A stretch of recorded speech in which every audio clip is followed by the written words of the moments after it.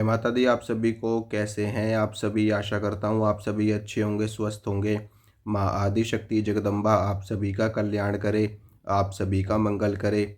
आज मैं आपको इस विषय पर जानकारी देने वाला हूँ कि बहुत सारे साधक ऐसे होते हैं जो कई कई महीनों से, कई कई वर्षों से मंत्र जाप करते रहते हैं, लेकिन फिर भी उसके बाद में उनको प्रत्यक्षीकरण नहीं होता, उनको सिद्धि प्राप्त नहीं होती या फिर शक्ति उनके सामने नहीं आती। तो कौन सी गलतियां वो साधक करते हैं जिनको अगर वो ना करें तो उनको शक्ति तुरंत ही सिद्ध हो जाए, तुरंत ही उसके सामने शक्ति प्रत्यक्ष हो जाए। हमारे तंत्र शास्त्रों में और हमारे वैदिक ग्रंथों में बहुत सारी ऐसी साधनाएं देवी देवताओं के बारे में दी गई हैं, और अपने गुरुजनों से भी जो भी हमें साधनाएं प्राप्त होती हैं उनके ऊपर अगर हम पूरे विधि विधान से साधनाएं नहीं करते या जो भी जरूरी नियम होते हैं उनको हम नहीं करते तो फिर हमें सिद्धि प्राप्त नहीं होती, हमारी साधना सिद्ध नहीं होती। तो कौन कौन सी गलतियां होती हैं जिनको करने के बाद में आपको शक्ति सिद्ध नहीं होती, आपको शक्ति प्राप्त नहीं होती। तो सबसे पहली गलती तो ये होती है कि जो भी साधक होते हैं, जो भी पूजा पाठ करते हैं, वो अगर अपने आप से ही कोई साधना कर रहे हैं, मान लो आप माता काली की साधना कर रहे हो या फिर आप माँ दुर्गा की साधना कर रहे हो, भैरव जी की साधना कर रहे हो, अगर आप अपने आप से ही मंत्र उठा करके साधना करने लग जाते हो तो भी आपको कई बार सिद्धि प्राप्त नहीं होती। ठीक है, एक तो ये वजह होती है। दूसरी वजह क्या होती है कि क्या होता है कि हमारी जो डीएनए की एनर्जी होती है वो हमारे पितरों से संबंधित होती है, यानी कि जो हमारे घर के पितृ होते हैं उनका अधिकार होता है हमारे ऊपर, क्योंकि अपने पितरों की वजह से ही हम इस धरती पर आए हैं। और अगर हम अपने पितरों को नहीं पूजते हैं, अपने पितरों को नहीं मानते हैं, तो हमारा कोई भी मंत्र कभी सिद्ध नहीं होगा, ना ही हमें कोई शक्ति प्राप्त होगी, ना ही हमें सिद्धि प्राप्त होगी। तो अगर आप कोई भी साधना कर रहे हो उसमें अपने पितरों को भोग देना, अपने पितरों को प्रणाम करना, अपने पितरों को नमस्कार करना बहुत ही ज़्यादा अनिवार्य होता है। अब पितरों के साथ में एक शक्ति और होती है जिसको पूजे बिना, जिसको मनाए बिना हम कभी भी मंत्र सिद्ध नहीं कर सकते, और वो शक्ति होती है हमारी कुलदेवी, हमारे कुलदेवता। कुलदेवी और कुलदेवता वो शक्तियाँ होती हैं जिनको जिनकी पूजा पाठ हमारे कुल में लंबे वक्त से चली आ रही है, लंबे समय से पूजा होती आ रही है, या जिनको हमारे पूर्वज मना करके, रिझा करके, भोग प्रसाद दे करके अपने घर में लेकर लेकर के आए थे, अपने परिवार का उद्धार करने के लिए, परिवार का कल्याण करने के लिए। तो होता क्या है कि जब कोई शक्ति 3-4 पीढ़ी तक लगातार घर में पूजने लगती है तो वो घर के कुलदेवता बन जाते हैं, घर की कुलदेवी बन जाते हैं। तो ऐसे में अगर आप उन शक्तियों को नहीं पूजते हो, उनको भोग प्रसाद नहीं लगाते हो, तो भी आपको मंत्र सिद्धि नहीं प्राप्त होगी।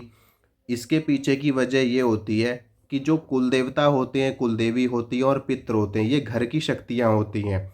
और अगर आप घर के देवी देवताओं को ना पूज करके आप कोई बाहरी शक्ति का आवाहन कर रहे हो, बाहरी शक्ति को आप अपने घर में बुला रहे हो, तो ये जो घर के देवता होते हैं ये बाहरी शक्ति को घर में एंटर नहीं करने देते। ये कहते अच्छा ये हमारा घर है और हमारी मर्जी के बिना जब तक हमें भोग प्रसाद नहीं मिल जाता, जब तक हमें मना लिया नहीं जाता, तब तक हम आपको अपने घर में प्रवेश करने की अनुमति नहीं देंगे और अपने घर में आने नहीं देंगे। तो यही वजह होती है जहाँ पर साधकों को, भक्तों को सिद्धि प्राप्त नहीं हो पाती, चाहे आप कितना ही जाप कर लो, कितना ही जप तप क्यों ना कर लो। अगर सिद्धि प्राप्त हो भी जाएगी तो आपके घर के कुल देवता, आपके घर के पितर आपके शरीर में दिक्कत बना देंगे, नेगेटिविटी बना देंगे, या आपकी शक्ति को चलने नहीं देंगे। सिद्धि अगर प्राप्त हो भी गई तो आप उस शक्ति से कार्य नहीं ले पाएंगे, काम नहीं कर पाएंगे। तो इसीलिए कभी भी साधना करो, अपने पितरों को मनाओ, अपने कुलदेवी कुलदेवता को मनाओ। अब तीसरी बारी आती है क्षेत्रपाल की। क्या होता है कि जब आप किसी भी साधना को करते हो या किसी भी शक्ति का आप आवाहन करते हो, तो वो शक्ति जब आती है तो सबसे पहले वो शक्ति क्षेत्रपाल के अंडर में आती है। यानी कि क्षेत्रपाल क्या होते हैं? क्षेत्र के एक राजा होते हैं, क्षेत्र की एक रानी शक्ति होती है। तो जब कोई भी शक्ति किसी भी क्षेत्र में एंटर करती है तो उस क्षेत्र में एंटर करने से पहले उसको क्षेत्रपाल से अनुमति लेनी होती है। अगर क्षेत्रपाल अनुमति नहीं देते तो वो शक्ति आपके पास तक कभी आ ही नहीं पाएगी, क्योंकि क्षेत्रपाल उसको अपने क्षेत्र में आने से रोक देते हैं। इसीलिए जो ओझा, सोखा, तांत्रिक, सेवड़ा, गुनिया और साधु, संत, महात्मा, पीर, फ़कीर जो भी होते हैं, जब वो किसी भी दूसरे खेड़े में जाते हैं, किसी भी दूसरे क्षेत्र में जाते हैं, तो वहाँ पर जाकर के सबसे पहले उस स्थान के देवता को भोग देते हैं, उस क्षेत्र के देवता को भोग देते हैं। तो अगर आप क्षेत्रपाल को नहीं भोग दोगे तो क्षेत्रपाल आपकी शक्ति को अंदर नहीं आने देंगे, वहीं पर रोक देंगे और वहाँ से वापस वो शक्ति वापस चली जाएगी। अब क्षेत्र के अंदर में पड़ता है चौराहा, यानी कि चौक पड़ता है। और चौक की जो शक्ति होती है, जिसको हम माता चौगान वाली कहते हैं, माता चौराहे वाली कहते हैं, तो ये शक्ति जब तक आप माता चौगान वाली को भोग नहीं लगाओगे, माता चौराहे वाली को भोग नहीं लगाओगे, तो वो भी अपने चौक से उस शक्ति को गुजरने नहीं देगी। हर हर क्षेत्र में अनेकों चौक चौराहे पड़ते हैं।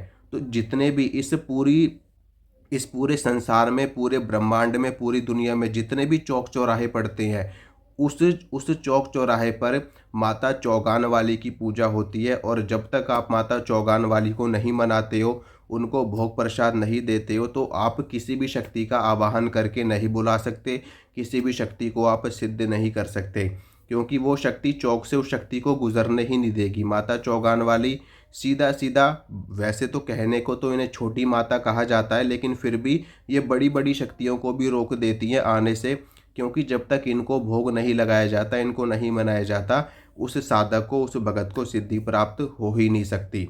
अब इसके बाद में जब चौराहा पार हो जाता है, आपकी शक्ति चौराहा भी, आपकी शक्ति क्षेत्र पार कर लेती है, चौराहा पार कर लेती है, फिर आते हैं घर पे। आपकी शक्ति जब घर पे आएगी तो घर पे आपके कौन मिलेंगे? पितर मिलेंगे, आपके कुल देवता मिलेंगे, आपके इष्ट देवता मिलेंगे।